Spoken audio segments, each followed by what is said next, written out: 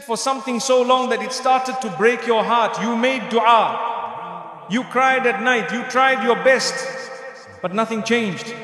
And deep inside, a quiet whisper asked, why is Allah delaying me? My brothers and sisters, sometimes what feels like a delay is not a denial, it's divine preparation. We live in a world that moves fast. We expect instant results, quick relief, immediate answers. But Allah's timing is not like ours. He sees what we cannot see. And He knows what your soul needs even more than what your heart wants. That job you didn't get, that person who walked away, that dream that hasn't come true yet. What if that delay is actually saving you? The Quran reminds us, indeed Allah is with the patient. Surah Al-Baqarah 2:153. And being patient doesn't mean doing nothing. It means trusting silently, walking with hope, and believing that even the silence is filled with Allah's mercy. Today, let us talk about the power of patience, not just as a virtue, but as a key to peace, a key to unlocking Allah's perfect plan, even when life feels unfair, even when your heart is tired, because His plan is still working, even when it feels like nothing is moving. Why patience feels so difficult in a fast world? In a world of instant messages and one-day deliveries, we've been conditioned to believe that anything worth having should come quickly. We tap a screen and expect results. So when Allah asks us to wait for healing, for answers, for change, our modern hearts struggle. Patience feels unnatural, even frustrating. But the truth is, it's not because you're weak. It's because we've been trained to value speed over stillness and reaction over reflection. We scroll through social media and see people achieving what we are still praying for. Marriages, careers, health, happiness, it all seems to be happening for others. And deep down we wonder why Allah hasn't moved for us yet. But what we forget is that online timelines are not divine timelines. What you see in seconds may have taken others years of struggle. Allah's plan doesn't follow hashtags, it follows your heart and your growth. The Prophet Muhammad ﷺ waited 13 years in Mecca under pressure, persecution and pain before the path to Medina opened.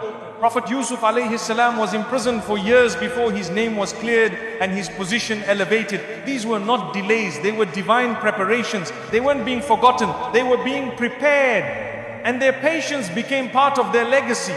Today, patience is misunderstood. It's often mistaken as passivity, like waiting on a couch for something to magically appear. But true Islamic patience is active. It's trusting Allah while still making effort. It's praying while still trying. It's crying at night and then getting up to face the day again. It's a beautiful blend of surrender and striving, and it is one of the most powerful forms of worship. Our generation finds it hard to wait because we equate waiting with failure. If something doesn't happen quickly, we assume it's not happening at all. But Allah reminds us in the Quran, indeed the patient will be given their reward without account. Surah Az-Zumar 39:10. That means your patience isn't just respected by Allah, it's rewarded beyond measure even before the outcome arrives.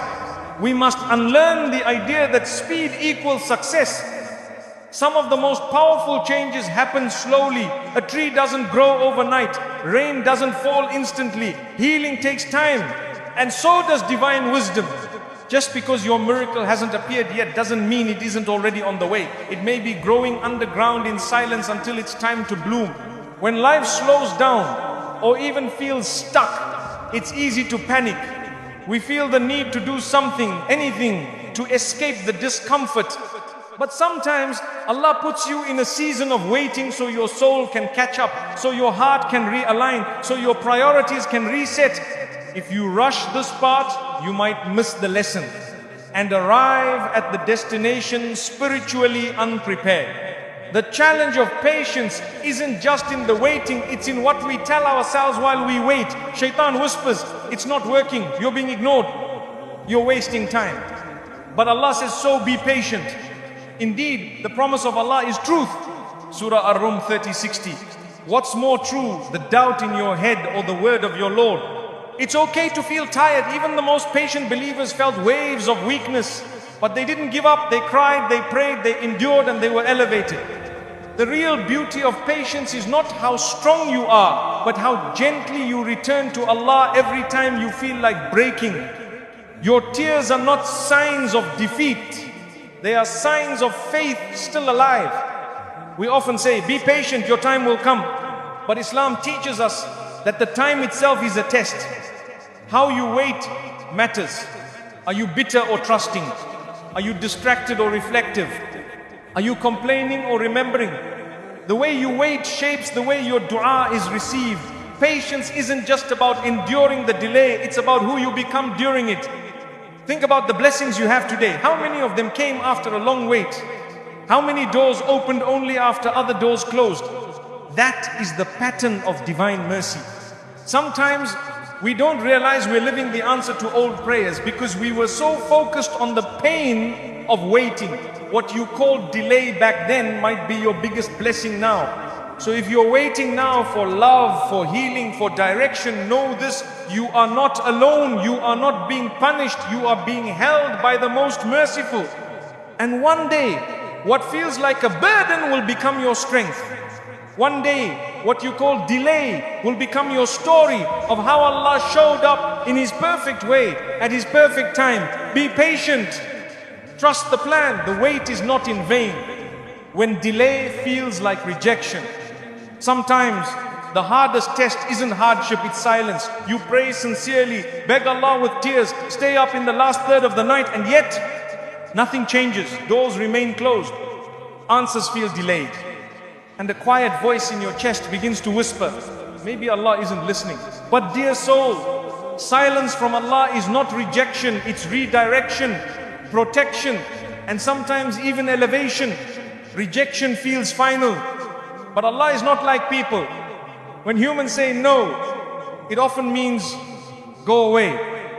But when Allah delays something, it may mean not now, my servant, I have better for you. We forget that Allah's names include Al-Hakim, the most wise. And wisdom sometimes looks like unanswered prayers, not because He didn't hear you, but because He heard what your heart truly needs more than what your tongue is asking for. Have you ever wanted something so badly, only to discover later that it would have harmed your peace or distracted your purpose? At the time it felt cruel that you didn't get it. But now, you look back and whisper, Alhamdulillah, it didn't work out. This is the mercy of delay. A divine no that was really a hidden yes, a yes to something better, deeper, more lasting, even if it arrives on a different timeline than you planned. We live in a world where speed is everything. And so, when we are asked to wait, especially by the one we turn to for hope, it feels unbearable.